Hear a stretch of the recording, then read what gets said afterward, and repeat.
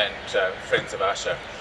I know that I don't have to go on about Asha because we're all friends of Asha and we're here for a very special purpose today. Finance Minister Chidambaram has been a great friend of Australia for many years, but we're not here today to talk about that. We're here to very simply, but very sincerely and very deeply celebrate, commemorate all of the Finance Minister's support for Asha over the years, and also to say a heartfelt thank you to the Minister for that support. I know that Finance Ministers often are stereotypically characterised as being dry and abstract, dealing with figures and sums, and people don't really identify with them very often. Having worked in many G20 meetings with Finance Ministers, I know that that can often be a lasting perception. I don't think that you can say that of this Finance Minister. I think he has a deeply human touch. I think the work that he's done for India over many decades, and it has been many decades that Minister Chidambaram has worked in the service of India as Finance Minister, as Home Minister, as Finance Minister, as Finance Minister, and the list goes on. He's always brought to his work an extraordinary amount of commitment, skill and achievement. And I know that as a young officer working in foreign affairs when I first started my career, I was working on the India desk, and a cable came in and said, there's an Indian politician we need to watch and we need to get to know better, and his name's Mr. Chidambaram, and we need to work a good relationship with him.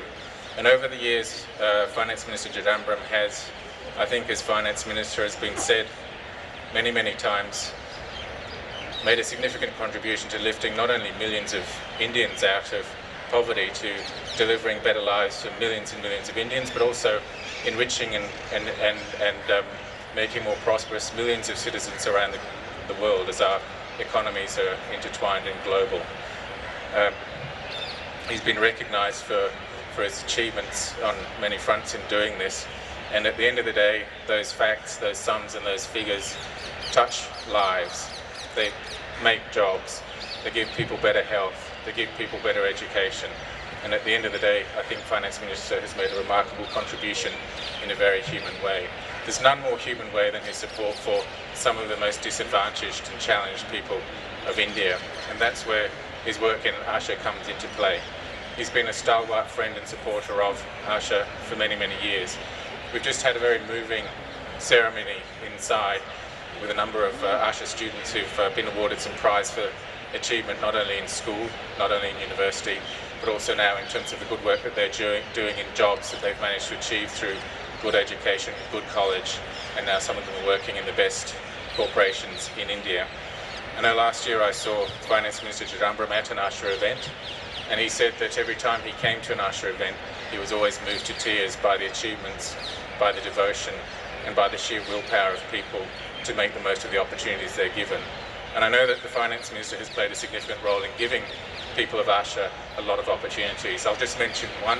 That was his initiative to get finance, to have those communities have access to finance. And I was at an awards ceremony last year again where he presented awards to some people who have used that finance to build businesses and better lives within the Asha communities. So Minister, without further ado, if I could say we're wonderfully privileged to have you here. We're deeply grateful for all the support that you've provided Asha, and we're here to celebrate and thank you. Thank you, sir. If I could invite the Ambassador for the United States, named Nancy Powell, to say a few words, and then High Commissioner Stuart Beck, and then Graham Morton of New Zealand will say some words too. Thank you.